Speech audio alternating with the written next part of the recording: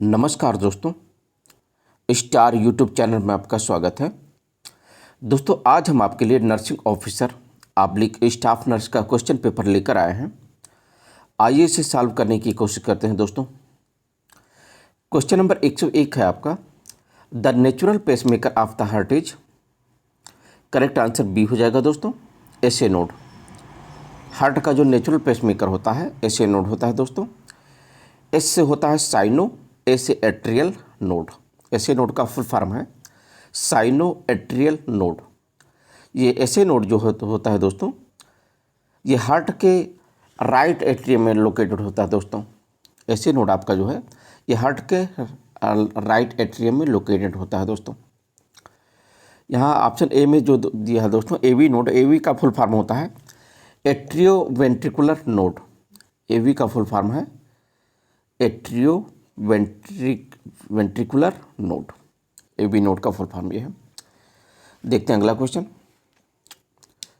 Question number 102 है आपका, mitral valve is also referred as. Mitral valve को और क्या कहा जाता है दोस्तों? बाइकस्पिड वाल्व भी कहा जाता है इसी को दोस्तों। Mitral valve is also called as, is also referred as bicuspid valve. Mitral valve जो है दोस्तों, ये कहाँ लोकेटेड होता है, कहाँ सिचुएटेड होता है? हार्ट के लेफ्ट एट्रियम और लेफ्ट वेंट्रिकुलर के बीच में होता है दोस्तों। मिट्रल वाल्व जो है आपका, ये हार्ट के लेफ्ट एट्रियम और लेफ्ट वेंट्रिकल के बीच में होता है दोस्तों, लोकेटेड होता है। यहाँ पर ऑप्शन ए में जो दिया है दोस्तों, ट्राइकस्पिड वाल्व जो है, इसको राइट एट्रियो वेंट्रिकुलर वाल्व कहा जाता है। ट्राइकस्पिड वाल्व को क्या बोला जाता है? राइट एट्रियो वेंट्रिकुलर वाल्व बोला जाता है। यहाँ पर मिट्रल वाल्व को दोस्तों बाइकस्पिड वाल्व बोला जाता है। करेक्ट आंसर डी हो जाएगा ऑप्शन। देखते हैं अगला क्वेश्चन। क्वेश्चन नंबर 103 है आपका, the gland that is located below hypophyseal fossa of sphenoid bone. ये देखिए क्वेश्चन नंबर 103 जो है, तो ये करेक्ट आंसर जो है दोस्तों, इसमें ये हो जाएगा सी हो जाएगा option, pituitary gland. Pituitary gland जो है दोस्तों आपका, ये लोकेटेड होता है, कहाँ होता है? Below हाइपोफाइसियल fossa of sphenoid bone, यहाँ पर लोकेटेड होता है दोस्तों। पिट्यूटरी ग्लैंड को जो है दोस्तों मास्टर ग्लैंड भी कहा जाता है। इसे मास्टर ग्लैंड क्यों कहा जाता है? क्योंकि यह कई से एंडोक्राइन ग्लैंड को कंट्रोल करता है दोस्तों, इसीलिए इसे मास्टर ग्लैंड भी बोला जाता है। कई बार एग्जाम में आया हुआ सवाल है कि मास्टर ग्लैंड किस ग्लैंड को बोलते हैं, तो करेक्ट आंसर पिट्यूटरी ग्लैंड होता है दोस्तों। पिट्यूटरी ग्लैंड को हम मास्टर ग्लैंड भी बोलते हैं, तो करेक्ट आंसर सी हो जाएगा दोस्तों यहाँ पर। देखते हैं अगला क्वेश्चन। क्वेश्चन नंबर 104 है आपका, the 10th cranial nerve is. तो 10th क्रेनियल नर्व जो है दोस्तों आपका वेगस होता है। ये देखिए करेक्ट आंसर बी हो जाएगा। वेगस आपका जो है 10वीं क्रेनियल नर्व है दोस्तों। दोस्तों क्रेनियल नर्व जो है टोटल जो है 12 जोड़ी होते हैं। ह्यूमन बॉडी में 12 पेयर होते हैं। ह्यूमन बॉडी में 12 पेयर क्रेनियल नर्व होते हैं, ठीक। और वेगस नर्व जो है दोस्तों यहाँ पर जो है, ये सबसे लंबी क्रेनियल नर्व होती है। सबसे लंबी क्रेनियल नर्व वेगस होती है। सबसे लंबी क्रेनियल नर्व वेगस होती है। वेगस नर्व जो है दोस्तों आपका, ये मिक्स नर्व होती है। ये सेंसरी और मोटर दोनों फंक्शन करती है दोस्तों। वेगस नर्व आपका जो है सेंसरी और मोटर दोनों फंक्शन करता है दोस्तों, मिक्स नर्व होता है। यहाँ पर जो ऑप्शन ए में एब्ड्यूसेंस नर्व जो दिया है दोस्तों, ये 6th क्रेनियल नर्व होता है। ये आपका जो है ये 6th क्रेनियल नर्व होता है, एब्ड्यूसेंस। और यहाँ पर जो फेशियल नर्व जो है दोस्तों, ये 7th क्रेनियल नर्व होता है। 7th क्रेनियल नर्व होता है फेशियल। और हाइपोग्लासल जो है दोस्तों, ये 12th क्रेनियल नर्व होता है आपका। टोटल 12 क्रेनियल नर्व होते हैं दोस्तों, 12वें नंबर पे हाइपोग्लासल आता है आपका। तो यहाँ पर 10वीं क्रेनियल नर्व जो है दोस्तों वेगस हो जाएगा। करेक्ट आंसर बी हो जाएगा। देखते हैं अगला क्वेश्चन। क्वेश्चन नंबर 105 है आपका, the middle layer of meninges is. दोस्तों आपको पता ही है कि ब्रेन की कवरिंग को मेनिंजेज कहा जाता है। ब्रेन की कवरिंग को मेनिंजेज कहा जाता है। तो मेनिंजेज की मिडिल लेयर पूछ रहा है दोस्तों। तो मेनिंजेज की मिडिल लेयर एरेक्नाइड मैटर होती है दोस्तों। एरेक्नाइड मैटर जो है मेनिंजेज की मिडिल लेयर होती है दोस्तों।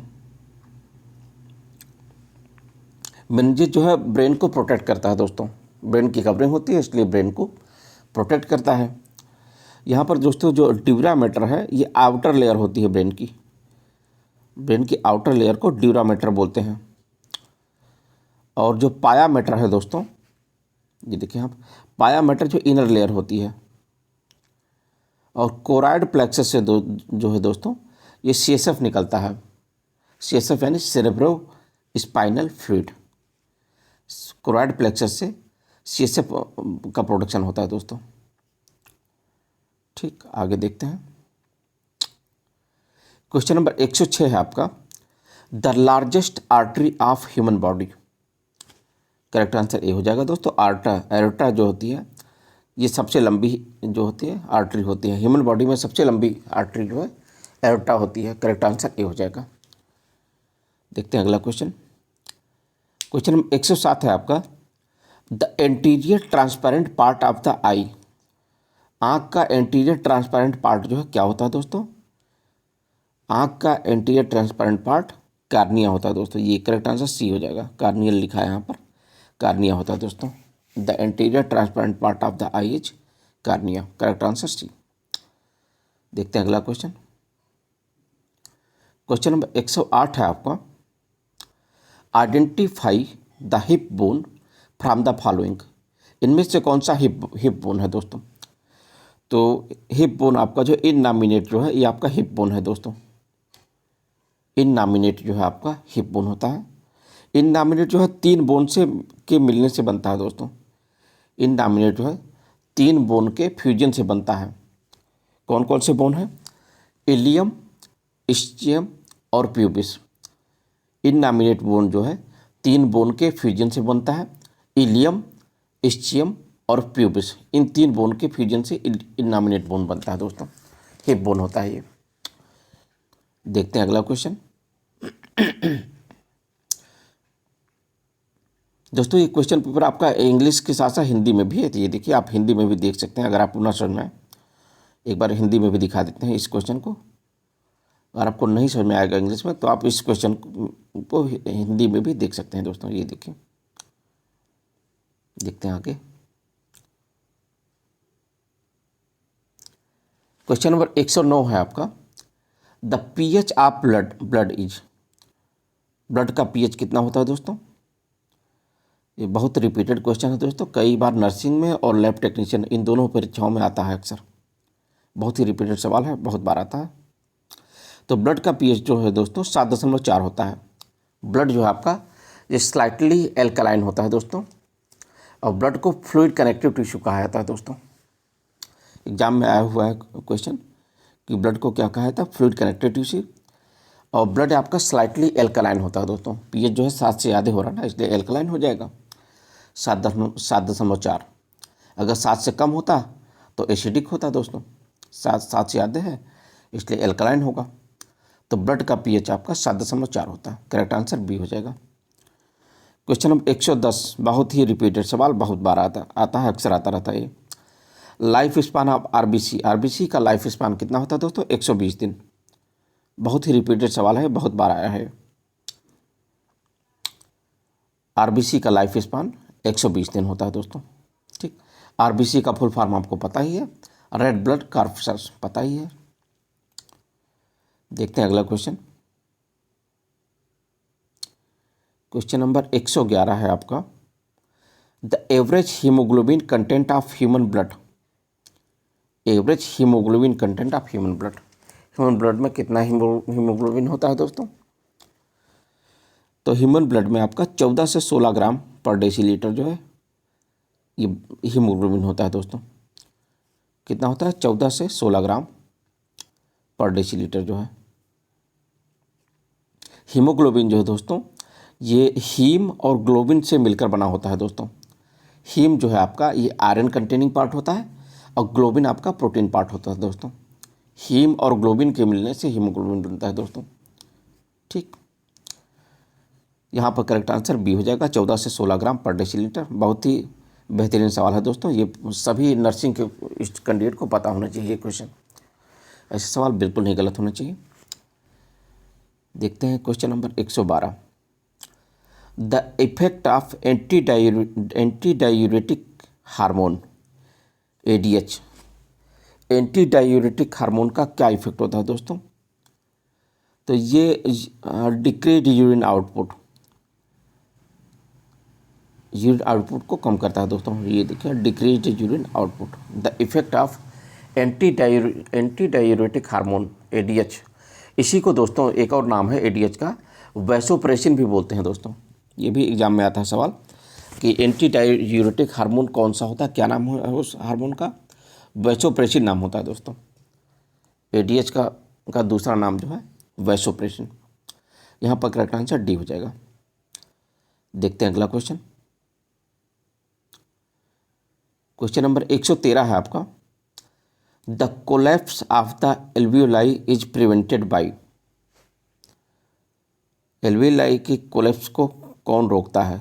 ठीक है, the collapse of the alveoli is prevented by surfactant. Correct answer C हो जाएगा यहाँ पर। The collapse of the alveoli is prevented by surfactant हो जाएगा। करेक्ट आंसर सी हो जाएगा दोस्तों। देखते हैं अगला क्वेश्चन। क्वेश्चन नंबर 114 है आपका। The average tidal volume is. Average tidal volume ये लैब टेक्नीशियन की परीक्षा में भी आया हुआ है दोस्तों क्वेश्चन सवाल है। द एवरेज टाइडल वॉल्यूम जो है आपका 500 ml होता है दोस्तों। ये देखिए, करेक्ट आंसर ए हो जाएगा। एवरेज टाइडल वॉल्यूम 500 ml होता है। ये टाइडल वॉल्यूम होता क्या है दोस्तों?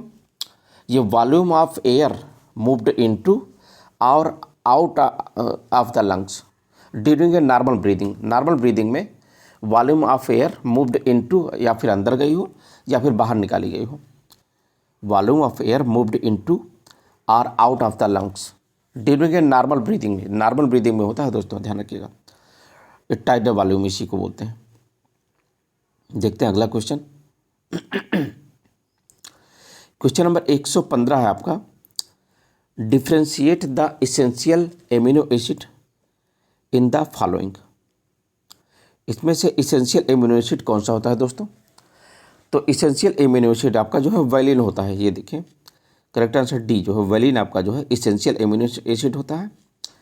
और आपका जो है दोस्तों, ये जो है बाकी तीनों ऑप्शन जो है, ये प्रोलीन, टायरोसिन और ग्लाइसिन जो है, ये नॉन इसेंशियल होते हैं दोस्तों। नॉन इसेंशियल एमिनो एसिड होते हैं आपके प्रोलीन, टायरोसिन और ग्लाइसिन, ये नॉन इसेंशियल होते हैं। और वैलिन आपका जो है दोस्तों, ये इसेंशियल एमिनो एसिड होता है। करेक्ट आंसर डी हो जाएगा। देखते हैं अगला सवाल। क्वेश्चन नंबर 116 है आपका। Synthesis of glucose from non carbohydrate source is referred as. Glucose का सिंथेसिस जो है फ्रॉम नॉन कार्बोहाइड्रेट सोर्स से ग्लूकोज का सिंथेसिस क्या कहलाता है? इस टर्म को क्या बोलते हैं दोस्तों? तो इस टर्म को ग्लूकोनियोजेनेसिस बोला जाता है दोस्तों। करेक्ट आंसर बी हो जाएगा। Gluconeogenesis, synthesis of glucose from non carbohydrate source is referred as gluconeogenesis. यहाँ पर जो दोस्तों ग्लाइकोलिसिस जो दिया है, ये ग्लाइकोलिसिस जो है, इसमें क्या होता है?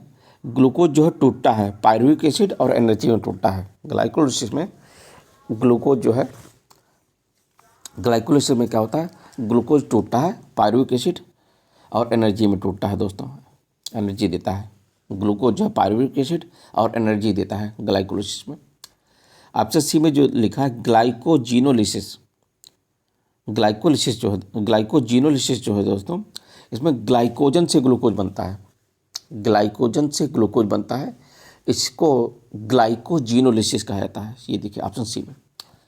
ऑप्शन डी में जो दिया है दोस्तों ग्लाइकोजेनेसिस, ग्लाइकोजेनेसिस में क्या होता है? Synthesis of glycogen from glucose, synthesis of glycogen from glucose, ये ग्लाइकोजेनेसिस कहलाएगा दोस्तों। ठीक, आगे देखते हैं। क्वेश्चन ये देखिए, सभी क्वेश्चन को एक बार हिंदी में भी दिखा दें। ये देखिए, आप हिंदी में भी देख सकते हैं। जो क्वेश्चन आपको इंग्लिश में ना समझ में आएगा उस क्वेश्चन को आप बाद में यहाँ पर हिंदी में भी देख सकते हैं दोस्तों। इधर भी दिखा दें। ये देखिए, हिंदी में है सारे प्रश्न। ठीक, आगे देखते हैं। क्वेश्चन नंबर 117 है आपका, BMI greater than 10 is considered as. BMI 10 से ज़्यादा जो होता है उसको क्या कहते हैं? तो BMI 10 से ज़्यादा जो है, ओवरवेट में 10 से ज़्यादा होता है, बुलिमिया में भी होता है, ओबेस में भी होता है, स्टाउट इसमें भी 10 से ज़्यादा होता है। तो BMI जो है दोस्तों 10 से ज़्यादा जो है सभी में होते हैं, आल हो जाएगा। BMI ग्रेटर देन 10 जो है ये सभी में होता है, 10 से ज़्यादा सभी में हो जाता है। ओवरवेट में भी 10 से ज़्यादा होता है, बुलिमिया में भी होता है, ओबेस में भी, और स्टाउट, इन चारों में ही होता है दोस्तों। तो इसमें करेक्ट आंसर इसमें से बताना मुश्किल है दोस्तों, हम नहीं बता सकते क्योंकि 4 के चारों ही करेक्ट आंसर है इसमें। इस क्वेश्चन में 4 के चारों ही करेक्ट आंसर हैं। तो BMI जो होता है दोस्तों बॉडी मास इंडेक्स होता है आपका, और इसका निकालने का फार्मूला क्या है? किलोग्राम पर मीटर स्क्वायर, किलोग्राम बटे मीटर स्क्वायर। किलोग्राम जो है आपका वेट होता है, वेट जो है आपका किलोग्राम में रहेगा, और हाइट जो है मीटर में रहेगी। किलोग्राम अपान मीटर स्क्वायर, हाइट अपान वेट जो है दोस्तों ये रहेगा। इसी फार्मूले से BMI निकाला जाता है दोस्तों, बॉडी मास इंडेक्स। यहाँ पर दोस्तों करेक्ट आंसर सभी होंगे, आल होंगे। ठीक है, कोई इसमें से सिंगल आंसर करेक्ट नहीं है इसमें, इस क्वेश्चन में। BMI greater than 10 is considered as, ये 10 से अधिक BMI सभी में होता है, ओवरवेट, बुलिमिया, ओबेस और स्टाउट, आल चारों में होगा दोस्तों। ठीक, देखते हैं अगला question. The pressure set in autoclave for sterilisation, sterilisation करने के लिए ऑटोक्लेव में क्या प्रेशर होता है दोस्तों, ये पूछ रहा है। क्वेश्चन नंबर 118 में पूछ रहा है कि स्टेरिलाइजेशन के लिए ऑटोक्लेव में क्या प्रेशर होता है, ये पूछ रहा है दोस्तों। तो इसमें करेक्ट आंसर जो है दोस्तों ये ए हो जाएगा, करेक्ट आंसर ए हो जाएगा आपका। देखते हैं 15 LB, ये देखिए करेक्ट आंसर ए हो जाएगा। 15 LB जो है, 15 LB प्रेशर होता है इसमें ऑटोक्लेव में जो है। ऑटोक्लेव में जो टेम्परेचर होता है दोस्तों, ये बहुत बार आता है, अक्सर आता है कि ऑटोक्लेव में स्टेरिलाइजेशन करने के लिए क्या टेम्परेचर होता है? 121 डिग्री सेल्सियस फॉर 15 से 20 मिनट। 15 से 20 मिनट के लिए टेम्परेचर आपका 121 डिग्री सेल्सियस होना चाहिए। ऑटोक्लेव में टेम्परेचर जो है 121 डिग्री सेल्सियस फॉर 15 से 20 मिनट। और ऑटोक्लेव जो है दोस्तों आपका किसके लिए इस्तेमाल होता है, किस चीज़ को स्टेरिलाइज करने के लिए?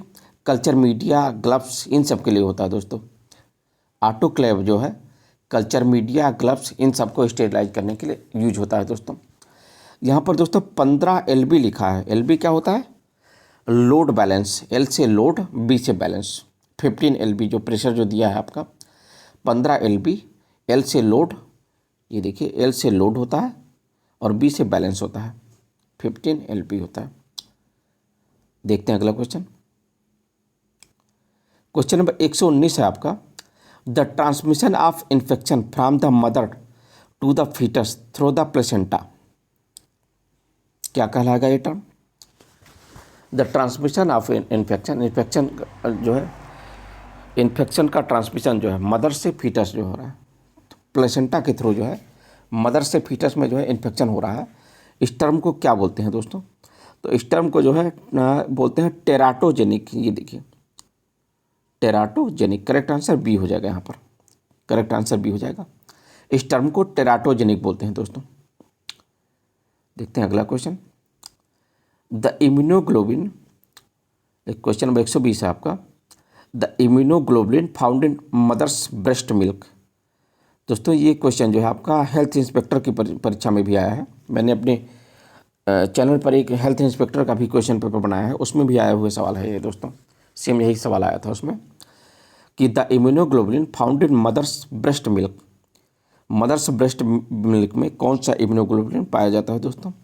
तो मदर्स ब्रेस्ट मिल्क में आपका IgA पाया जाता है। ये हेल्थ इंस्पेक्टर यानी स्वास्थ्य निरीक्षक की परीक्षा में भी आया हुआ है ये सवाल है दोस्तों।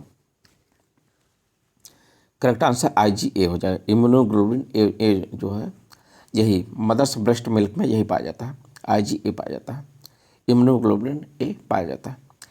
यहाँ पर जो दोस्तों जो IgM जो दिया है, ये IgM आपका अर्ली इन्फेक्शन में बनता है। ये भी एग्जाम में आया हुआ सवाल है। IgM जो है अर्ली इन्फेक्शन में बनता है। IgD जो है आपका ये बी लिम्फोसाइट्स की सरफेस पे पाए जाते हैं। कहाँ पाए जाते हैं? मेनली जो है आपका ये बी लिम्फोसाइट की सरफेस पे पाए जाते हैं IgD। और IgE जो है एलर्जिक रिएक्शन में बनता है दोस्तों। IgE आपका जो है एलर्जिक रिएक्शन में बनता है। ये IgE पर भी सवाल कई बार आया हुआ है कि IG जो है कब बनता है? एलर्जिक रिएक्शन में बनता है दोस्तों। यहाँ पर करेक्ट आंसर ए हो जाएगा, IgA। देखते हैं अगला क्वेश्चन। क्वेश्चन नंबर 121 है आपका। Widal test is performed for identifying. Widal test जो है किसके लिए, क्या आइडेंटिफाई करने के लिए होता है दोस्तों? पता ही है, बहुत ही आसान सवाल है वैसे कि विडाल टेस्ट जो है आपका साल्मोनेला टाइफी।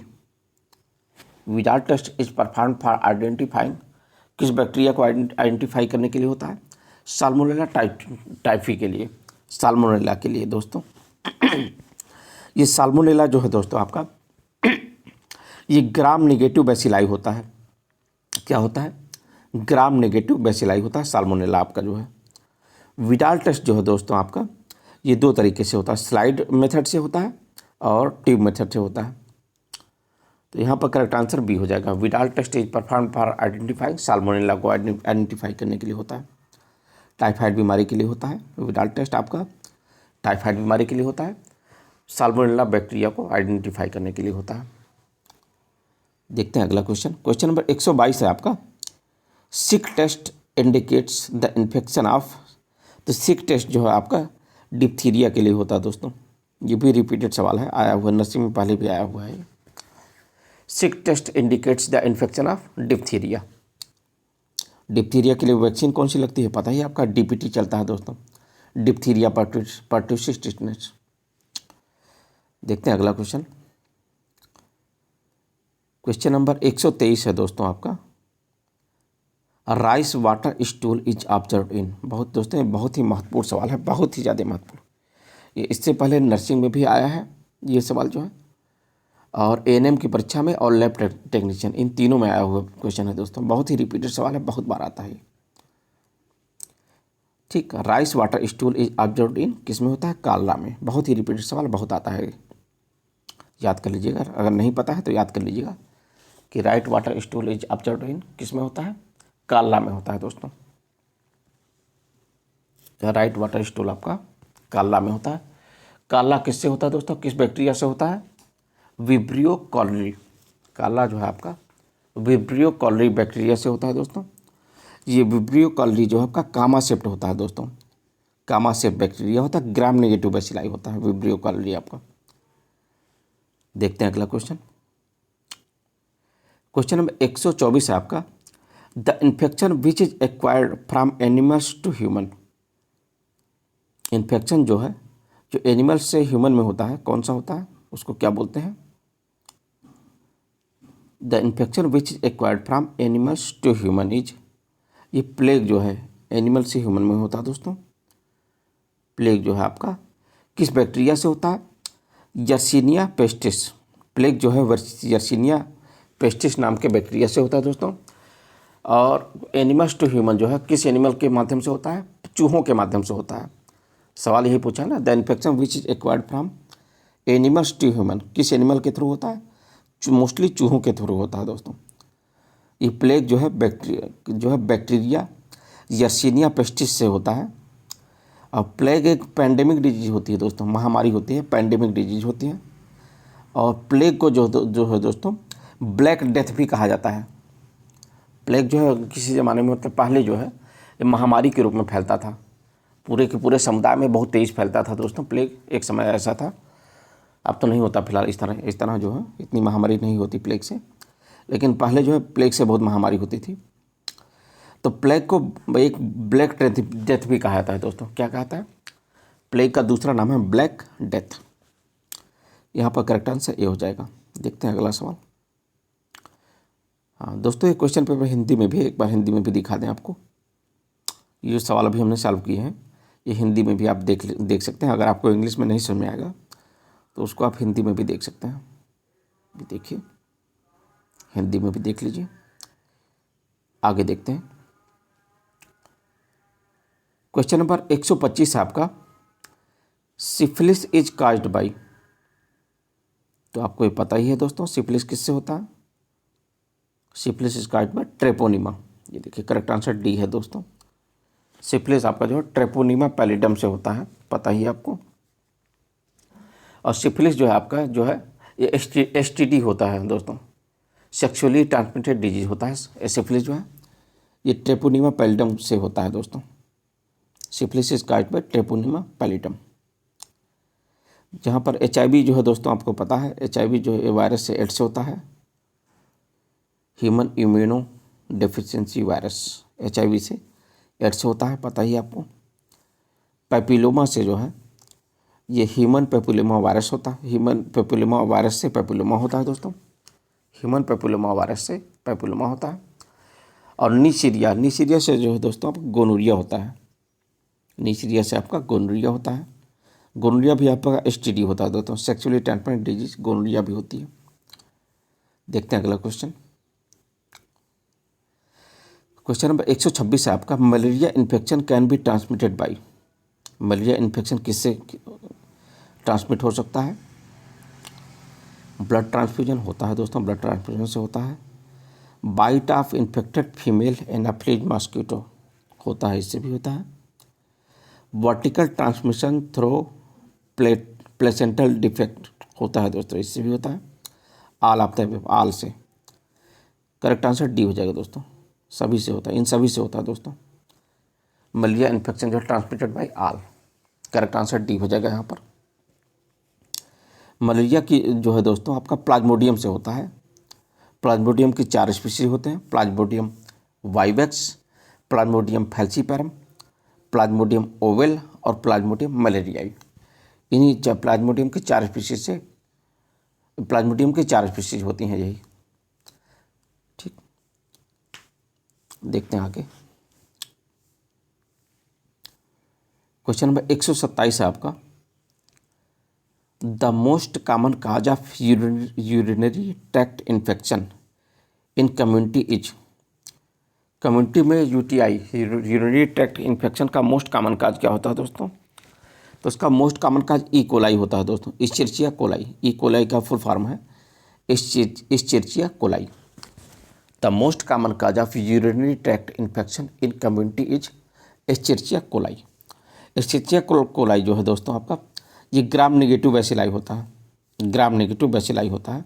90% जो UTI होता है ये इसी से होता है, इश्चेरिचिया कोलाई से ही होता है दोस्तों। 90% जो है UTI इश्चेरिचिया कोलाई से ही होता है। यहाँ पर जो दोस्तों दिया है ऑप्शन, क्लेप्सिला, साइट्रोबैक्टर और प्रोटिस वल्गैरिस, इन तीनों से भी होता है दोस्तों। UTI इन तीनों से भी होता है, बट यह मोस्ट कॉमन, यहाँ पर मोस्ट कॉमन जो शब्द इस्तेमाल किया है, होता तो इन चारों से ही है। UTI आपका इन चारों से ही होता है। मोस्ट कॉमन काज कहा है यहाँ पर, देखिए मोस्ट कॉमन काज पूछ रहा है, तो मोस्ट कॉमन काज आपका ई कोलाई हो जाएगा। करेक्ट आंसर यहाँ पर ई कोलाई हो जाएगा, क्योंकि लगभग 90% तो ये अकेले ही करता है infection, E coli, Escherichia coli. देखते हैं अगला क्वेश्चन।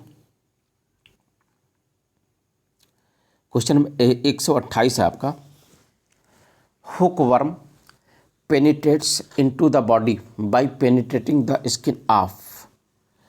हुक वर्म जो है बॉडी को पेनिट्रेट करता है, क्या पेनिट्रेट करके? ये स्किन, किस स्किन को? फूड को। Hook worm penetrates into the body by penetrating the skin of food. Food की स्किन को जो है पेनिट्रेट करके जो है पेनिट्रेट करता है हुक वर्म। हुक वर्म का एग्जाम्पल जो है दोस्तों आपका एनकाइलोस्टोमा डिड्यूनेल जो होता है, ये हुक वर्म होता है। ये एनकाइलोस्टोमा जो है डिड्यूनेल जो है ये स्मॉल इंटेस्टाइन में पाया जाता है दोस्तों। नंगे पैर जो चलते हैं तब ये जो है पैरों की स्किन को पेनिट्रेट करता है बॉडी को। ठीक है, हुक्म जो है फूड के माध्यम से जो है पेनिट्रेट करता है दोस्तों। करेक्ट आंसर बी हो जाएगा यहाँ पर। दोस्तों देखते हैं आगे क्वेश्चन। अगला क्वेश्चन है आपका, क्वेश्चन नंबर 129 है आपका। The common cause for bacterial sore throat, bacterial sore throat का कॉमन काज क्या होता है दोस्तों? तो कॉमन काज जो है आपका स्ट्रेप्टोकाकस पायोजेंस होता है। ये देखिए करेक्ट आंसर ए हो जाएगा, स्ट्रेप्टोकाकस पायोजेंस होता है common cause for bacterial sore throat, streptococcus pyogenes. ये जो है ये ग्राम पॉजिटिव बैक्टीरिया होते हैं दोस्तों। अब बीटा हीमोलिसिस करते हैं, ये भी सवाल में आया हुआ है, एक बार आया हुआ है सवाल कि बीटा हीमोलिसिस कौन सा बैक्टीरिया करता है? Streptococcus pyogenes. स्ट्रेप्टोकाकस पायोजेंस जो है ये बीटा हीमोलिसिस करता है दोस्तों। देखते हैं अगला क्वेश्चन। क्वेश्चन नंबर 130 है आपका। In lumbar puncture the needle is inserted between, lumbar puncture में नीडल जो है कहाँ इंसर्ट किया जाता है दोस्तों? तो लंबर पंक्चर में जो है needle is inserted between L3 and L4। दोस्तों एडल्ट में L3 L4 में वो करते हैं, इंसर्ट करते हैं, ठीक। और इन्फेंट में L4 एंड L5, ये इन्फेंट में होता है दोस्तों। ये आपका L4 L5 जो है आपका ये इन्फेंट में होता है, ये आपका इन्फेंट में होता है दोस्तों, ठीक। L4 L5 जो है इन्फेंट के केस में L4 L5 पेनिट्रेट करते हैं, जबकि एडल्ट में आपका L3 L4 जो आपका ये एडल्ट में होता है, एडल्ट में पेनिट्रेट करते हैं आपका L3 L4 में। In lumbar puncture the needle is inserted between, तो यहाँ पर एडल्ट को माना जाएगा, चूँकि कुछ नहीं लिखा है दोस्तों, तो एडल्ट को का ही हम आंसर देंगे। करेक्ट आंसर ए हो जाएगा L3 L4। देखते हैं अगला क्वेश्चन। क्वेश्चन नंबर 131 है आपका। क्वेश्चन नंबर 131 क्या है देख लेते हैं। In Babinski reflex the movement of great toe undergoes, ये डार्साई फ्लेक्शन, ये हो जाएगा। करेक्ट आंसर बी हो जाएगा दोस्तों। करेक्ट आंसर बी है, डार्सी फ्लेक्शन जो है जी। In Babinski reflex the movement of great toe undergoes dorsiflexion. Correct answer B हो जाएगा ये। देखते हैं अगला question. The position commonly used for pelvic surgeries, अच्छा पेल्विक सर्जरी के लिए कौन सा पोजीशन कॉमनली यूज होता है दोस्तों? तो पेल्विक सर्जरी के लिए आपका ट्रेंडिलेनबर्ग पोजीशन, ये पोजीशन जो है पेल्विक सर्जरी के लिए मोस्टली ये पोजीशन इस्तेमाल होती है दोस्तों। इस पोजीशन से पेल्विक सर्जरी की जाती है, ट्रेंडिलेनबर्ग पोजीशन से। करेक्ट आंसर ए हो जाएगा। देखते हैं अगला क्वेश्चन। हाँ, इस क्वेश्चन पेपर को हिंदी में भी एक बार दिखा दें दोस्तों। ये देखें, ये जो क्वेश्चन अभी हमने चालू किए हैं ये हिंदी में भी आप देख सकते हैं। ये देखिए एक बार हिंदी में भी देख लीजिए, ताकि आपको अगर इंग्लिश में ना सुनना है तो हिंदी में भी मैटर को देख सकते हैं। आगे देखते हैं। हाँ, क्वेश्चन नंबर 133 है आपका। The apex beat is felt at which intercostal space, किस इंटरकास्टल स्पेस पे एपेक्स बीट जो है सबसे ज़्यादा फील की जाती है? तो करेक्ट आंसर जो है इसमें सी हो जाएगा दोस्तों, फिफ्थ इंटरकास्टल स्पेस पे जो है एपेक्स बीट जो है महसूस की जाती है दोस्तों। करेक्ट आंसर सी हो जाएगा। क्वेश्चन नंबर 134 क्या है आपका? The fasting blood sugar value is, बहुत ही बढ़िया सवाल है दोस्तों, पता होना चाहिए आपको। जानते हैं तो अच्छी बात है, नहीं जानते हैं जान लीजिए। तो फास्टिंग ब्लड शुगर जो है आपका 70 से 110 मिलीग्राम %। फास्टिंग ब्लड शुगर आपका 70 से 110 मिलीग्राम % होता है दोस्तों। Fasting blood sugar value is 70 से 110 मिलीग्राम %। करेक्ट आंसर ए हो जाएगा यहाँ पर। देखते हैं अगला क्वेश्चन। क्वेश्चन नंबर 135 है आपका। Bleeding from the nose is termed as, nose bleeding को क्या बोला जाता है दोस्तों?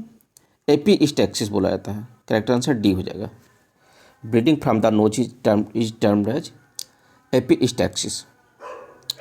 यहाँ पर दोस्तों करेक्ट आंसर डी हो जाएगा, एपिस्टैक्सिस। यहाँ पर ए में जो दिया है दोस्तों हाइपर एमेसिस जो दिया था, ये सीवियर वोमिटिंग को बोला जाता है। हाइपर एमेसिस जो है सीवियर वोमिटिंग को हाइपर एमेसिस बोला जाता है।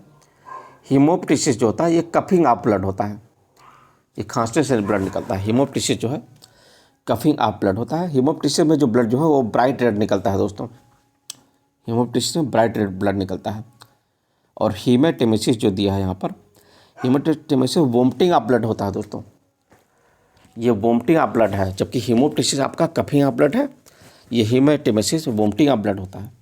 ये ब्राइट रेड होता है दोस्तों, हीमेटेमेसिस जो आपका ब्राइट रेड ब्लड होता है, जबकि हीमोप्टिसिस जो आपका है, ये हीमेटेमेसिस आपका जो है डार्क रेड ब्लड होता है। हीमेटेमेसिस डार्क रेड ब्लड होता है, हीमोप्टिसिस आपका ब्राइट रेड होता है, ये अंतर है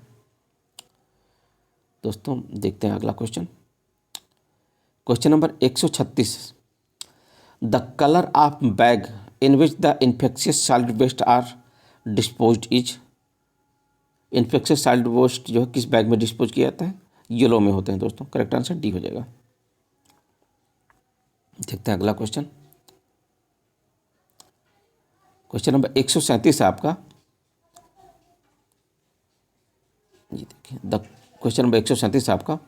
the compression to ventilation ratio in CPR in case of single rescuer में क्या रेशियो होता है। The compression to ventilation ratio in CPR in case of single rescuer is. तो 30:2 के अनुपात में होता है दोस्तों। करेक्ट आंसर सी हो जाएगा यहाँ पर, 30:2 के अनुपात में होता है। यहाँ पर CPR क्या होता है दोस्तों, CPR का फुल फॉर्म कार्डियोपल्मोनरी रिससिटेशन।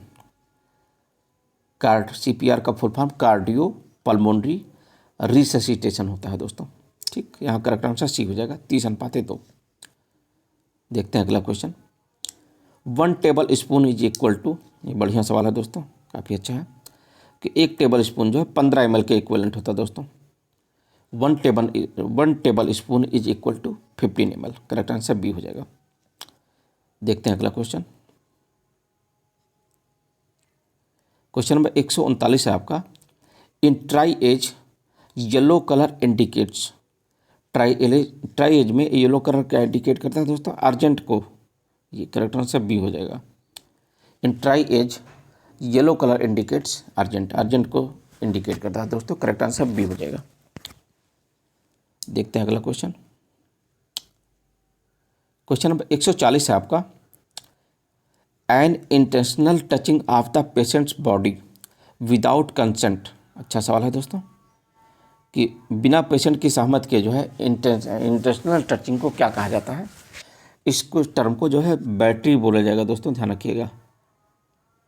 यहाँ पर एसाल्ट, नेग्लिजेंस और माल प्रैक्टिस ये सब नहीं होगा दोस्तों, बैटरी बोला जाएगा। इस टर्म को बैटरी बोला जाता है। करेक्ट आंसर सी हो जाएगा। एन इंटेंशनल टचिंग होती है इसमें of the patient body without consent, without बिना पेशेंट की सहमति के जो है इरादतन जो है टच करने को क्या बोलते हैं, बैटरी बोला जाता है। करेक्ट आंसर सी हो जाएगा। करेक्ट आंसर सी, इस टर्म को बैटरी बोला जाता है दोस्तों। आगे देखते हैं। हाँ, एक बार हिंदी में भी क्वेश्चन देख लीजिए सर, ये सारे क्वेश्चन एक बार हिंदी में भी देख लीजिए। ये देखिए,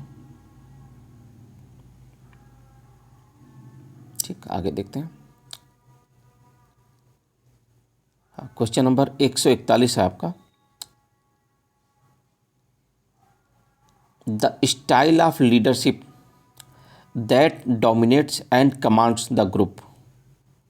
the style of leadership, leadership की कौन सी जो है स्टाइल जो है, that dominates and commands the group, group पर जो है डोमिनेट करता है और कमांड करता है, इसको क्या बोला जाता है। ये ऑटोक्रेटिक होता है दोस्तों, ऑटोक्रेटिक होता है। निरंकुश, ये निरंकुशता को शो करती है। निरंकुश लीडरशिप में जो है डोमिनेशन होता है दोस्तों, यहाँ पर डोमिनेशन शब्द है। The style of leadership that dominates and commands the group. Domination जो है ऑटोक्रेटिक में होता है, निरंकुश जो निरंकुशता होती है उसमें होता है। करेक्ट आंसर ए हो जाएगा। देखते हैं अगला क्वेश्चन, क्वेश्चन नंबर 142 है आपका। Abnormal lateral deviation of vertebral column is. Abnormal lateral deviation of vertebral column is क्या बोला जाता है, scoliosis. Abnormal lateral deviation of vertebral column को, इस टर्म को स्कोलियोसिस बोला जाता है दोस्तों। करेक्ट आंसर सी हो जाएगा। देखते हैं अगला क्वेश्चन। क्वेश्चन नंबर 143 है आपका। The abnormal dilatation of the wall of N artery, इस टर्म को क्या बोला जाता है दोस्तों? एन्यूरिज्म। करेक्ट आंसर ए हो जाएगा। Abnormal dilatation of the wall of the artery, wall of N artery, aneurysm बोला जाता है दोस्तों। करेक्ट आंसर ए हो जाएगा। देखते हैं अगला क्वेश्चन। क्वेश्चन नंबर 144 है आपका। The injury which nerve leads to wrist drop, किस नर्व की इंजरी से रिस्ट ड्रॉप होता है दोस्तों? तो रेडियल नर्व की इंजरी से। ये भी रिपीटेड सवाल है, आया हुआ है पहले भी। किस नर्व की इंजरी से रिस्ट ड्रॉप होता है? रेडियल नर्व इंजरी से रिस्ट ड्रॉप होता है दोस्तों। करेक्ट आंसर सी हो जाएगा। देखते हैं अगला क्वेश्चन। क्वेश्चन नंबर 145 है आपका। The paralysis of both lower limbs is known as, दोनों लोअर लिम्ब के पैरालिसिस को क्या बोला जाता है? इस टर्म को, इसको पैराप्लेजिया बोला जाता है दोस्तों। The paralysis of both lower limbs is known as paraplegia. यहाँ पर दोस्तों जो हेमीप्लेजिया होता है, ये वन साइडेड पैरालिसिस होती है। वन साइडेड पैरालिसिस को हेमीप्लेजिया कहा जाता है। मोनोप्लेजिया क्या होता है? ये मोस्टली सिंगल लिम्ब में होता है दोस्तों। मोनोप्लेजिया जो है आपका सिंगल लिम्ब में होता है। इसमें भी ज़्यादातर हाथों में ही होता है, पैरों में कम होता है मोनोप्लेजिया, हाथों में ज़्यादा होता है। सिंगल लिम्ब में होता है, एक ही लिम्ब में होगा, मोनोप्लेजिया कहा जाएगा। जो क्वाड्रिप्लेजिया जो है दोस्तों, ये दोनों हाथों और दोनों पैरों में पैरालिसिस होती है, तब इसको क्वाड्रिप्लेजिया कहा जाता है दोस्तों। ठीक, आगे देखते हैं। क्वेश्चन नंबर 146 है आपका। Bell's palsy is due to the injury of which cranial nerve, बहुत ही रिपीटेड सवाल है दोस्तों, अक्सर आता है ये क्वेश्चन, बहुत ही ज़्यादा रिपीटेड है। नर्सिंग में कई बार आया हुआ है, कई अलग अलग नर्सिंग की परीक्षाओं में क्वेश्चन आ चुका है कि Bell's palsy is due to the injury of which cranial nerve. तो ये आपका फेशियल क्रेनियल नर्व से होता है दोस्तों। Bell's palsy is due to the injury of facial cranial nerve. Correct answer B हो जाएगा आपका। बेल्स पैल्सी में क्या होता है दोस्तों? चेहरे के एक साइड में जो है ये मसल का मूवमेंट नहीं हो पाता दोस्तों। बेल्स पैल्सी में चेहरे के एक साइड, फेस के एक साइड में मसल मूवमेंट नहीं हो पाता दोस्तों। तो ये जो है दोस्तों टेम्परेरी होता है। मसल मूवमेंट जो नहीं हो पाता ये टेम्परेरी होता है, परमानेंट नहीं होता। तो फेशियल नर्व जो है आपका जो है दोस्तों 7th क्रेनियल नर्व होता है।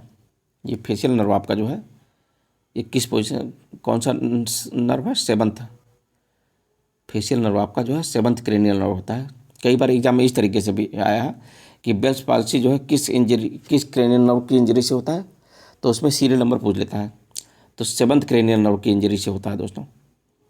7th क्रेनियल नर्व इंजरी से बेल्स पैल्सी होता है। 7th क्रेनियल नर्व आपका फेशियल है, तो कई बार 7th करके दे देता है ऑप्शन में, तो ध्यान रखिएगा दोस्तों। इस तरीके से भी सवाल आया हुआ है। देखते हैं अगला क्वेश्चन। क्वेश्चन नंबर 147 है आपका। The urethra which opens on the dorsal surface of the penis is termed as, इस टर्म को जो है दोस्तों एपिस्पेडियासिस बोलते हैं। ये करेक्ट आंसर ए हो जाएगा। The urethra which opens on the dorsal surface of the penis is termed as epispadias. Correct answer A हो जाएगा दोस्तों। आगे देखते हैं। हाँ, एक बार क्वेश्चन को आप हिंदी में भी देख लीजिए दोस्तों। इंग्लिश में हम सॉल्व कर रहे हैं क्वेश्चन को। ये देखिए,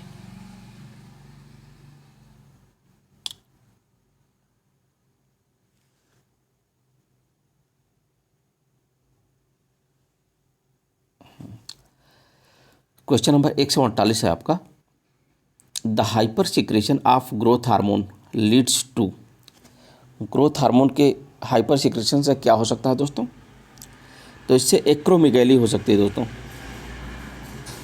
ग्रोथ हार्मोन के हाइपर सिक्रेशन से क्या हो सकता है, एक्रोमेगैली हो सकता है दोस्तों। The hypersecretion of growth hormone leads to acromegaly.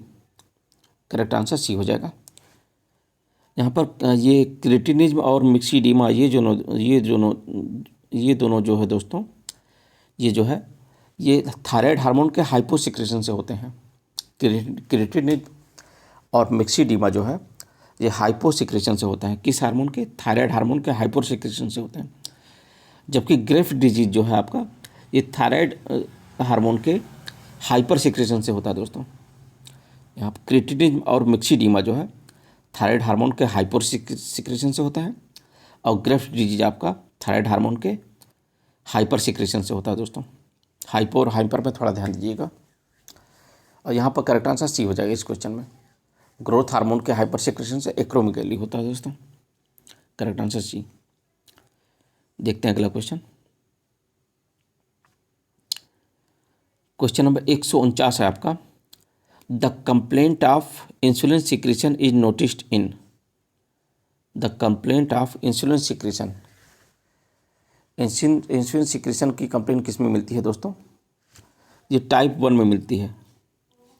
Type 1 diabetes में इंसुलिन सिक्रेशन होता है। टाइप 2 जो है आपका वो डाइट रिलेटेड होता है। टाइप 2 डायबिटीज़ जो है आपका ये डाइट रिलेटेड होता है। ये देखिए, टाइप 2 आपका डाइट रिलेटेड होता है। और टाइप 1 में जो है इंसुलिन का सिक्रेशन कम होता है दोस्तों। टाइप 1 में आपका इंसुलिन का सिक्रेशन कम होता है। कम होता है या फिर बिल्कुल भी नहीं होता है, ये भी होता है। मतलब ऐसा हो सकता है बिल्कुल भी ना हो दोस्तों। तो टाइप 1 में होता है ये, इंसुलिन सिक्रेशन बहुत कम होगा या फिर बिल्कुल नहीं होगा। और टाइप 2 में आपका जो है ये डाइट रिलेटेड होता है दोस्तों। देखते हैं अगला क्वेश्चन नंबर 150 है आपका। The inability to read small words held at usual distance in a primary is a primary feature of. इसको क्या बोला जाता है दोस्तों? Presbyopia. The inability to read small words held at usual distance is a primary feature of presbyopia का feature होता है दोस्तों। मायोपिया में आपको जो है ये नज़दीक की चीज़ जो है अच्छे से दिखाई देती है, दूर की चीज़ों को देखने में दिक्कत होती है दोस्तों। मायोपिया में दूर की चीज़ों को देखने में दिक्कत होती है दोस्तों। एस्टिग्मेटिज्म में आपका जो है ब्लड विजन होता है दोस्तों, धुंधला दिखाई देता है। एस्टिग्मेटिज्म में आपको ब्लड विजन होता है, धुंधला दिखाई देता है दोस्तों। और कैटरैक्ट आपका ओल्ड एज में होता है दोस्तों। कैटरैक्ट जो है यंग एज में नहीं होता, मोस्टली जो है ओल्ड एज में ही होता है। यंग एज में बहुत रेयर है। देखते हैं अगला क्वेश्चन। क्वेश्चन नंबर 151 है आपका। Moon face with central obesity is noticed in. Moon face और सेंट्रल ओबेसिटी किस में होती है दोस्तों? ये कुशिंग सिंड्रोम में होती है।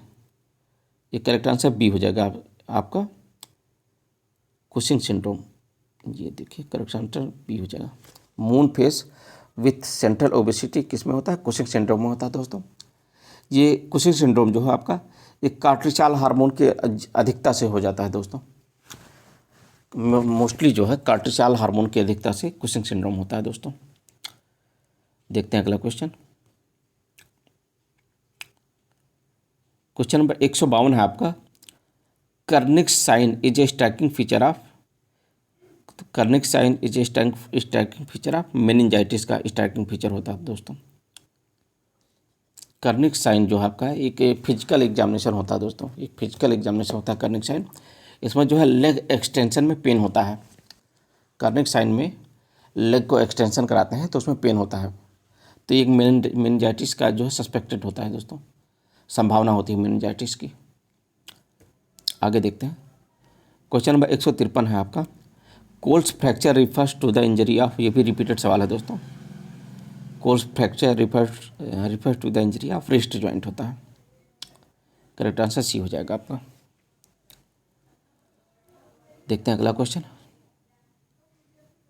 क्वेश्चन नंबर 154 है आपका। The lack of oxygen supply to myocardium of heart leads to. ये इन्फार्क्शन होता है दोस्तों। The lack of oxygen supply to myocardium of heart leads to infection. Correct answer D हो जाएगा। देखते हैं अगला question. Any disturbance that blocks the transmission of nerve impulse from SA node downwards is known as. Any disturbance that blocks the transmission of nerve impulse from SA node downwards is known as. इसको जो है दोस्तों heart block बोला जाता है। Correct answer A हो जाएगा। 155 का ये हार्ट ब्लॉक। आगे देखते हैं, एक बार इन सारे क्वेश्चन को हिंदी में भी देख लें। ये देखिए, जो क्वेश्चन इंग्लिश में नहीं समझ में आ रहा होगा उसे हिंदी में भी देख सकते हैं दोस्तों। आगे देखते हैं, क्वेश्चन नंबर 156 है आपका। The erosion of mucosal layer of stomach muscle is termed as. Stomach के म्यूकोसल लेयर इरोजन को क्या बोला जाता है दोस्तों? इसको गैस्ट्रिक अल्सर बोला जाता है। करेक्ट आंसर बी हो जाएगा। क्वेश्चन नंबर 157 है आपका। The inflammation and degeneration of liver parenchyma is referred as. इस टर्म को क्या बोला जाता है दोस्तों? यहाँ पर लीवर के बारे में देखिए बात हो रही है दोस्तों, तो सिरोसिस हो जाएगा। Correct answer cirrhosis. The inflammation and degeneration of liver parenchyma is referred as cirrhosis. Liver cirrhosis बोला जाता है दोस्तों। करेक्ट आंसर ए हो जाएगा। यहाँ पर जॉन्डिस में जो है दोस्तों बिलोबिन की मात्रा बढ़ जाती है, पता ही आपको। कोलाइटिस में जो होता है कोलन में इन्फेक्शन होता है दोस्तों। कोलाइटिस में कोलन में इन्फेक्शन होता है। और सिस्टाइटिस में यूरिनरी सिस्टम में इन्फेक्शन होता है दोस्तों। सिस्टाइटिस में यूरिनरी सिस्टम में इन्फेक्शन होता है। देखते हैं अगला क्वेश्चन। क्वेश्चन नंबर 158 है आपका। Chvostek's sign is an indication of. ये किसका इंडिकेशन होता है दोस्तों? हाइपोकैल्सीमिया का। Chvostek sign is an indication of hypocalcaemia. Correct answer D हो जाएगा दोस्तों। ये हाइपोकैल्सीमिया का इंडिकेशन होता है दोस्तों। देखते हैं अगला क्वेश्चन। क्वेश्चन नंबर 159 है आपका। Hyperkalemia leads to what changes in ECG. Hyperkalemia potassium की मात्रा बढ़ जाती है, पता ही है आपको। हाइपरकैलेमिया में पोटेशियम की मात्रा बढ़ जाती है। Leads to what changes in ECG. क्या चेंजेस हो सकते हैं इसी में? टाल टी वेव्स जो है लंबा हो सकता है। Tall T waves. Correct answer B हो जाएगा दोस्तों। देखते हैं अगला क्वेश्चन। क्वेश्चन नंबर 160 है आपका। The amount of protein intake to be maintained during renal failure is. कितना होना चाहिए? 40 से 60 ग्राम पर डे। ये करेक्ट आंसर ये हो जाएगा दोस्तों जी। The amount of protein intake to be maintained during renal failure is 40 से 60 ग्राम पर डे। करेक्ट आंसर ये हो जाएगा। देखते हैं अगला क्वेश्चन। क्वेश्चन नंबर 161 है आपका। The enzyme level which is found elevated after myocardial infarction is. The enzyme level which is found elevated after myocardial infarction is. कौन सा एंजाइम जो है मायोकार्डियल इन्फार्क्शन के बाद बढ़ जाता है दोस्तों? तो करेक्ट आंसर आपका जो है यहाँ क्रिएटिन काइनेज होता है दोस्तों। मायोकार्डियल इन्फार्क्शन के बाद जो है आपका क्रिएटिन काइनेज और ट्रोपोनिन, ये दो एंजाइम बढ़ जाते हैं। ट्रोपोनिन भी बढ़ता है दोस्तों। मायोकार्डियल इन्फार्क्शन के बाद जो है क्रिएटिन काइनेज आपका बढ़ जाता है दोस्तों। करेक्ट आंसर डी हो जाएगा। देखते हैं अगला क्वेश्चन। क्वेश्चन नंबर 162 है आपका। The position to be maintained for a patient with increased ICP. ICP क्या होता है दोस्तों? यहाँ पर इंट्राक्रैनियल प्रेशर। आईसीपी आपका जो है इंट्राक्रैनियल प्रेशर होता है दोस्तों। The position to be maintained for a patient with increased. एक पेशेंट जिसमें इंट्राक्रैनियल प्रेशर बढ़ गया है उसके लिए कौन सी पोजीशन को मेंटेन करेंगे दोस्तों? तो फाउलस पोजीशन मेंटेन करेंगे। उसमें जो है फाउलस पोजीशन हम मेंटेन करेंगे। The position to be maintained for a patient with increase ICP intracranial pressure is, ये कौन सा पोजीशन? फाउलस पोजीशन हम मेंटेन करेंगे दोस्तों। करेक्ट आंसर ये हो जाएगा। देखते हैं अगला क्वेश्चन। क्वेश्चन नंबर 163 है आपका। Warfarin acts an anticoagulant by blocking the synthesis of, warfarin acts an anticoagulant by blocking the synthesis of vitamin K, vitamin K synthesis को ब्लॉक करता है दोस्तों। वारफारिन जो है ऐसे लोगों को दिया जाता है दोस्तों जिसमें ब्लड क्लॉट पहले से हुआ है, जिसमें कभी पहले ब्लड क्लॉट रहा हो, ऐसे लोगों को वारफारिन दिया जाता है दोस्तों। देखते हैं आगे। हाँ, एक बार सभी क्वेश्चन को हिंदी में भी देख लेते हैं दोस्तों। ये देखिए यहाँ पर,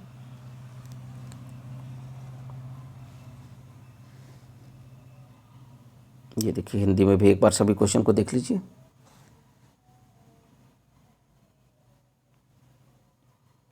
आगे देखते हैं। क्वेश्चन नंबर 164 है आपका। The fetal movement felt by the mother during 20th week, 20वें हफ्ते में फीटल मूवमेंट जो कि मदर फील करती है पहली बार, उसको क्या बोला जाता है दोस्तों? तो इसको क्विकनिंग बोला जाता है दोस्तों। करेक्ट आंसर बी हो जाएगा, quickening. The fetal movement felt by the mother during 20th week, इसको क्विकनिंग बोला जाता है दोस्तों। क्विकनिंग, अच्छा सवाल है दोस्तों। ये फर्स्ट फीटल मूवमेंट होता है। फेल्ट बाय जो है प्रेग्नेंट वूमेन जो महसूस करती है पहली बार फीटल मूवमेंट को, उसको क्विकनिंग बोला जाता है इस शब्द को। आगे देखते हैं। क्वेश्चन नंबर 165 है आपका। Violet colouration of the mucous membrane of cervix and vagina at 4th week of pregnancy, violet colour हो जाता है म्यूकस मेम्ब्रेन ऑफ सर्विक्स और वेजाइना के म्यूकस मेम्ब्रेन जो है वायलेट कलर की हो जाती है, वायलेट कलर जैसी हो जाती है। इस टर्म को क्या बोला जाता है दोस्तों? इसको चैडविक साइन बोला जाता है दोस्तों। ये अर्ली साइन ऑफ प्रेगनेंसी में देखा जाता है, अर्ली साइन ऑफ प्रेगनेंसी में आता है चैडविक साइन, इस चैडविक साइन बोला जाता है दोस्तों। देखते हैं अगला क्वेश्चन। क्वेश्चन नंबर 166 है आपका। Blood and debris discharge from the uterus after delivery is termed as, delivery के बाद जो ब्लड और डेब्रिस जो निकलता है यूटेरस से, उसको क्या बोला जाता है दोस्तों? इसको लोकिया बोला जाता है। ये भी अच्छा सवाल है, एक अच्छा सवाल है। लोकिया बोला जाता है। डिलीवरी के बाद जो है ब्लड और जो डेब्रिस जो निकलते हैं, इसको बोला क्या जाता है? लोकिया। करेक्ट आंसर बी हो जाएगा दोस्तों। देखते हैं अगला क्वेश्चन। क्वेश्चन नंबर 167 है आपका।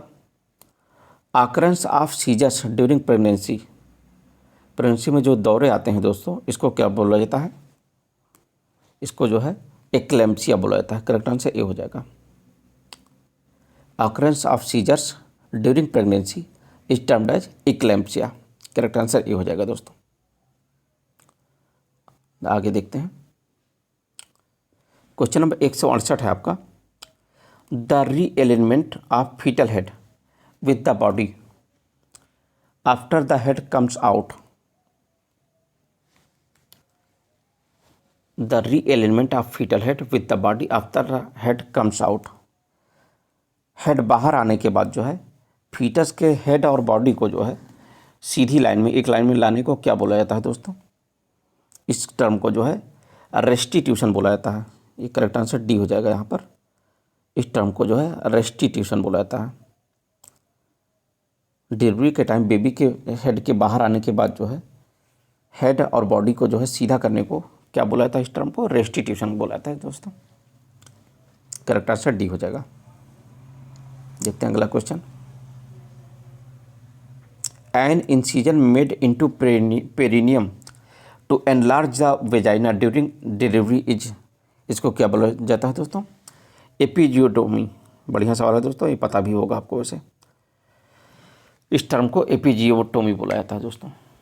और डिलीवरी के टाइम जो बेबी को बाहर आने में दिक्कत होती है, तब एपिजियोटोमी किया जाता है डिलीवरी के लिए। ताकि प्रॉपर डिलीवरी हो सके, एपिजियोटोमी बोला जाता है। An incision made into perineum to enlarge the vagina during delivery is episiotomy बोला जाता है दोस्तों। करेक्ट आंसर बी हो जाएगा। अगला क्वेश्चन देखते हैं। क्वेश्चन नंबर 170 है आपका, premature separation of the placenta from the uterine wall before delivery, delivery से पहले ही premature separation of the placenta from the uterine wall before delivery, इसको एब्रप्टियो प्लेसेंटा बोला जाता है दोस्तों। करेक्ट आंसर ए हो जाएगा। Pre mature separation of the placenta, uterine wall से पहले ही सेपरेट हो जाती है प्लेसेंटा, डिलीवरी से पहले ही, तो इसको एब्रप्टियो प्लेसेंटा बोला जाता है दोस्तों। करेक्ट आंसर ए हो जाएगा। अगला क्वेश्चन देखते हैं। क्वेश्चन नंबर 171 है आपका, the failures of uterus to return to its normal size, uterus अपनी नॉर्मल साइज में नहीं आ पाता है, तो इसको क्या बोला जाता है? इस टर्म को जो है दोस्तों, इसको सब इन्वॉल्यूशन बोला जाता है। The failures of uterus to return to its normal size, uterus अपनी नॉर्मल साइज में नहीं आ पाता, नहीं रिटर्न हो पाता, इस टर्म को सब इन्वॉल्यूशन बोलते हैं दोस्तों। करेक्ट आंसर बी हो जाएगा। एक बार हिंदी में भी इस सारे क्वेश्चन को देख लेते हैं। ये देखिए, हिंदी में भी एक बार पढ़ लीजिए। अगर इंग्लिश में नहीं समझ में आ रहा है दोस्तों, तो आप हिंदी में भी क्वेश्चन को देख सकते हैं। ये देखिए, यहाँ पर एक बार सारे क्वेश्चन को हिंदी में भी देख लीजिए। आगे देखते हैं। क्वेश्चन नंबर 172 है आपका, if a newborn's head and trunk is allowed to fall backwards. अच्छा, एक न्यू बॉर्न में हेड और ट्रंक जो है ये बैकवर्ड फॉल हो रहा है, तो ये क्या, इससे क्या निष्कर्ष निकलता है दोस्तों? इससे क्या निष्कर्ष निकलता है आपका? ये मोरो रिफ्लेक्स को शो करता है दोस्तों।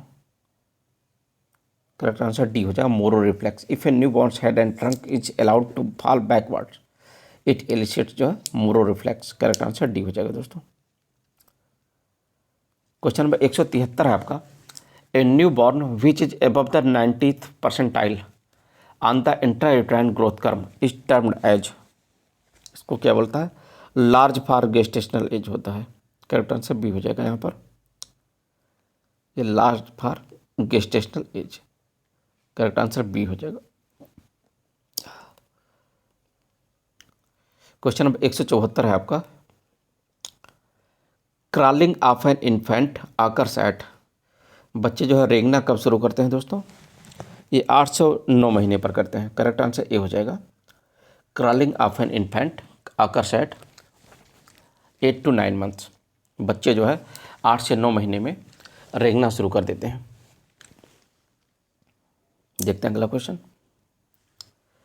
क्वेश्चन नंबर 175 है आपका, the preferred site for giving IM injection to the infants, infant को IM इंजेक्शन जो है इंट्रामस्कुलर इंजेक्शन देने के लिए कौन सी प्रिफर साइट होती है दोस्तों? तो इसकी जो प्रिफर साइट होती है vastus lateralis. Correct answer C हो जाएगा। इन्फेंट में IM इंजेक्शन देने के लिए प्रिफर साइट जो है आपका वेस्टस लैटरलिस होता है दोस्तों। वेस्टस लैटरलिस जो है दोस्तों आपका, ये थाई के लेटरल साइड में होता है। इन्फेंट के जो थाई के लेटरल साइड में होता है वेस्टस लैटरलिस मसल जो है। इन्फेंट जो है आपका जो है दोस्तों, 1 साल तक के बच्चों को इन्फेंट कहा जाता है, पता ही होगा आपको। 1 साल तक के बच्चों को इन्फेंट बोला जाता है। और वेस्टस लैटरलिस मसल जो है ये थाई के लेटरल साइड में होता है दोस्तों। करेक्ट आंसर सी हो जाएगा यहाँ पर। देखते हैं अगला question. Question number 176, question number 176 आपका, the main drug of choice for heart failure, heart failure की मेन ड्रग कौन सी होती है दोस्तों? तो डाइगोक्सिन होती है दोस्तों। हार्ट फेल्योर में डाइगोक्सिन दी जाती है। करेक्ट आंसर बी हो जाएगा। The main drug of choice for heart failure is digoxin. Correct answer B. देखते हैं अगला क्वेश्चन। क्वेश्चन नंबर 177 है आपका, the procedure which involves giving a synchronised counter shock to convert an undesirable rhythm to stable rhythm इसको क्या बोला जाता है दोस्तों? यहाँ पर ये कह रहा है कि अनडिजायरेबल रिदम को स्टेबल रिदम में कन्वर्ट करने के लिए सिंक्रोनाइट काउंटर शॉक देने का तरीका क्या होता है दोस्तों? तो इसको जो है कार्डियो वर्जन बोला जाता है। इस टर्म को जो है, इस तरीके को, क्या इस प्रोसीजर को कार्डियो वर्जन बोला जाता है। देखते हैं अगला क्वेश्चन। क्वेश्चन नंबर 178 है आपका। Identify the calcium channel blocker from the following. तो कैल्शियम चैनल ब्लॉकर आपका निफेडिपाइन होता है दोस्तों। करेक्ट आंसर ये हो जाएगा, निफेडिपाइन आपका जो है कैल्शियम चैनल ब्लॉकर होता है। करेक्ट आंसर ये हो जाएगा। एक बार हिंदी में भी देख लेते हैं इन सब क्वेश्चन को। ये देखिए दोस्तों, इंग्लिश में नहीं समझ आ रहा है तो हिंदी में भी देख सकते हैं एक बार। ये देखिए, हिंदी में भी देख सकते हैं। आगे देखते हैं। क्वेश्चन नंबर 179 है आपका। In chronic renal failure all the following noticed except. Chronic renal failure में सभी होते हैं, इसके बजाय क्या नहीं होता है? क्रॉनिक रीनल फेल्योर में आपका एनीमिया होता है दोस्तों, हाइपोकैल्सीमिया होता है, मेटाबॉलिक एसिडोसिस होता है, हाइपरकैलेमिया ये भी होता है दोस्तों। ये चारों ही होते हैं दोस्तों। इन क्रॉनिक रीनल फेल्योर में all the following noticed except, सभी होते हैं दोस्तों। क्रॉनिक रीनल, इसमें करेक्ट आंसर ऑल हो जाएगा दोस्तों। मैं कोई करेक्ट आंसर इसमें से हम नहीं चूज कर सकते, क्योंकि क्रॉनिक रीनल फेल्योर में चारों होते हैं दोस्तों। ये चारों ही होते हैं क्रॉनिक रीनल फेल्योर में, ऑल सभी होते हैं। एनीमिया भी होता है क्रॉनिक रीनल फेल्योर में, हाइपोकैल्सीमिया भी होता है, मेटाबॉलिक एसिडोसिस भी होती है, और हाइपरकैलेमिया भी होता है। चारों होते हैं दोस्तों। तो करेक्ट आंसर यहाँ पर जो है ऑल हो जाएगा। इसमें से कोई करेक्ट आंसर हम नहीं चूज कर पाएंगे दोस्तों, क्योंकि सभी सही है। यहाँ पर एक्सेप्ट पूछ रहा है, ये देखिए, तो एक्सेप्ट तो कुछ है ही नहीं दोस्तों। यहाँ पर एक्सेप्ट नहीं है, कोई एक्सेप्ट में कोई ऑप्शन नहीं आएगा। ठीक, देखते हैं अगला क्वेश्चन। क्वेश्चन नंबर 180 आपका। Ego works based on the, ego जो है आपका जो है ये रियलिटी प्रिंसिपल बेस्ड है दोस्तों। करेक्ट आंसर ये हो जाएगा, ego works based on the reality principle, reality पर बेस्ड होता है। करेक्ट आंसर ये हो जाएगा। देखते हैं अगला क्वेश्चन। क्वेश्चन नंबर 181 है आपका। Gradual disappearance of conditioned response to stimuli. Gradual disappearance of conditioned response to stimuli is termed as, is referred as extinction बोला जाता है दोस्तों इसे। करेक्ट आंसर बी हो जाएगा, एक्सटेंशन बोला जाता है इसको। अगला क्वेश्चन देखते हैं। A defence mechanism that allows to convert our unacceptable behaviour into a acceptable form. Defence mechanism that allows to convert our unacceptable behaviour into a acceptable form is sublimation. Correct answer B हो जाएगा दोस्तों, sublimation कहलाता है ये। Correct answer B हो जाएगा, sublimation. देखते हैं अगला क्वेश्चन। क्वेश्चन नंबर 183 है आपका। Father of intelligence test is, father of intelligence test जो है अल्फ्रेड बिनेट होते हैं। अल्फ्रेड बिनेट सर हैं दोस्तों, father of intelligence test is Alfred Binet. Correct answer ये हो जाएगा। देखते हैं अगला question. The stage which keeps an individual physically alert to face the danger arouse out of stress. अच्छा, यह है the stage which keeps an individual physically alert. अच्छा, इंडिविजुअल को फिजिकली अलर्ट करती है to face the danger arising out of stress. अच्छा, stress से जो खतरा होता है उसके लिए फिजिकली अलर्ट करती है। उस स्टेज को क्या बोला जाता है दोस्तों, ये पूछ रहा है। तो इस स्टेज को अलार्म रिएक्शन बोला जाता है। करेक्ट आंसर डी हो जाएगा, अलार्म रिएक्शन बोला जाता है उस स्टेज को अलार्म रिएक्शन बोला जाता है। देखते हैं अगला क्वेश्चन। क्वेश्चन नंबर 185 है आपका। Elevated mood with increased psychomotor activity is a characteristic feature of, ये मैनिया होता है दोस्तों। करेक्ट आंसर ए हो जाएगा mania. Elevated mood with increased psychomotor activity is a characteristic feature of mania. Correct answer A हो जाएगा। एक बार इन question को हिंदी में भी देख लेते हैं दोस्तों। देखिए,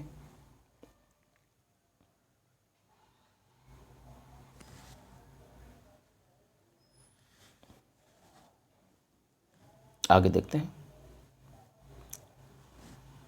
क्वेश्चन नंबर 186 है आपका।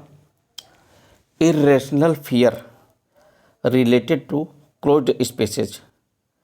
अच्छा, irrational fear related to closed spaces से जो फियर होता है उसको क्या बोला जाता है दोस्तों? क्लास्ट्रोफोबिया होता है। क्लोज्ड स्पेसेज से आपका क्लास्ट्रोफोबिया होता है दोस्तों। करेक्ट आंसर सी होगा। एक्रोफोबिया जो होता है दोस्तों, ये फियर ऑफ हाइट होता है। ये भी एग्जाम में आया हुआ है कि एक्रोफोबिया जो है टर्म जो है फियर ऑफ हाइट होता है, इसको एक्रोफोबिया बोला जाता है। जो एगोराफोबिया जो है दोस्तों यहाँ पर दिया है, ये देखिए, ये एनेक्सिटी डिसऑर्डर होता है। एगोराफोबिया जो है एनेक्सिटी डिसऑर्डर होता है। और नोजोफोबिया जो है दोस्तों, ये फियर ऑफ डिजीज होता है। नोजोफोबिया जो है ये फियर ऑफ डिजीज होता है, किसी गंभीर बीमारी से डर लगता है उसे। देखते हैं अगला क्वेश्चन। क्वेश्चन नंबर 187 है आपका। Loss of personal identity and wandering away from psychiatric hospital is referred as. Loss of personal identity loss हो जाती है और साइकेट्रिक हॉस्पिटल से दूर भागता है, से नहीं जाता, साइकेट्रिक हॉस्पिटल में नहीं जाता। इसको क्या कहता है? फ्यूग कहा जाता है दोस्तों। Loss of personal identity and wandering away from psychiatric hospital is referred as fugue. Correct answer A हो जाएगा दोस्तों। देखते हैं अगला क्वेश्चन। क्वेश्चन नंबर 188 है आपका। The voltage needed to produce seizures while giving ECT is. अच्छा, ईसीटी देते समय जो है ईसीटी देते समय जो है the voltage needed to produce seizures. अच्छा, ईसीटी देते समय जो है दौरे आने के लिए जो है क्या वोल्टेज देना होता है? कितने वोल्ट?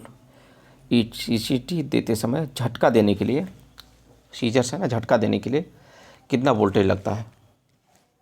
ईसीटी देते समय झटका देने के लिए वोल्टेज कितना लगता है दोस्तों? ये 70 से 150 वोल्ट लगता है। और ईसीटी का फुल फॉर्म जो है दोस्तों क्या होता है? Electroconvulsive therapy. ईसीटी का फुल फॉर्म क्या है? इलेक्ट्रोकन्वल्सिव थेरेपी होता है। ठीक है, करेक्ट आंसर डी हो जाएगा यहाँ पर। आगे देखते हैं। क्वेश्चन नंबर 189 है आपका। The emotional state and individual experience to the loss of loved object. अच्छा, लव्ड ऑब्जेक्ट के खो जाने के बाद जो है एक इंडिविजुअल एक इंडिविजुअल की जो इमोशनल स्टेट होती है उसको ग्रीफ बोला जाता है दोस्तों। लव्ड ऑब्जेक्ट के खो जाने के बाद ग्रीफ होता है दोस्तों। यहाँ पर लव्ड ऑब्जेक्ट के खो जाने के लॉस के बाद जो है जो इमोशनल स्टेट होती है उसको ग्रीफ बोला जाता है। करेक्ट आंसर ये हो जाएगा दोस्तों। आगे देखते हैं। क्वेश्चन नंबर 190 है आपका। Release of feelings that take place by talking about an emotionally charge areas. इसको क्या बोला जाता है दोस्तों? इसको एब रिएक्शन बोला जाता है। Abreaction. Release of feelings that take place by talking about an emotionally charge areas abreaction बोला जाता है। करेक्ट आंसर बी हो जाएगा। क्वेश्चन नंबर 191 है आपका। Temporary discharge of the patient from the psychiatric hospital. इसको क्या कहा जाता है? पैरोल कहा जाता है दोस्तों। Temporary discharge of the patient from the psychiatric hospital is referred as parole. Correct answer A हो जाएगा दोस्तों। देखते हैं अगला क्वेश्चन। क्वेश्चन नंबर 192 है आपका। The drug which is use to create aversion in alcohol dependence. Alcohol dependence में से एवर्जन को क्रिएट करने के लिए कौन सी दवा दी जाती है दोस्तों? तो डाइसल्फिरम दी जाती है। करेक्ट आंसर डी हो जाएगा यहाँ पर। एल्कोहल डिपेंडेंस से एवर्जन के लिए कौन सी दवा दी जाती है? डाइसल्फिरम दी जाती है। देखते हैं अगला क्वेश्चन। क्वेश्चन नंबर 193 है आपका। सीरिन इज एन एग्जाम्पल ऑफ। सीरिन जो है एंटी डिप्रेसेंट का एग्जाम्पल होता है दोस्तों। करेक्ट आंसर बी हो जाएगा। Serine is an example of anti depressant. Correct answer B हो जाएगा। Serine is an example of anti depressant. Correct answer B. एक बार हिंदी में भी देख लेते हैं इन सब क्वेश्चन को। ये देखिए,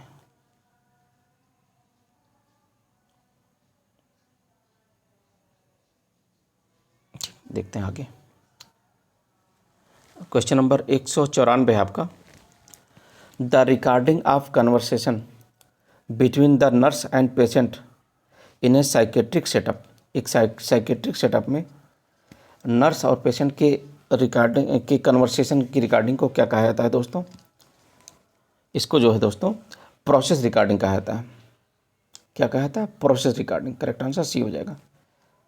the recording of conversation between the nurse and patient in a psychiatric setup is termed as process recording. Correct answer C हो जाएगा दोस्तों। क्वेश्चन नंबर 195 है दोस्तों।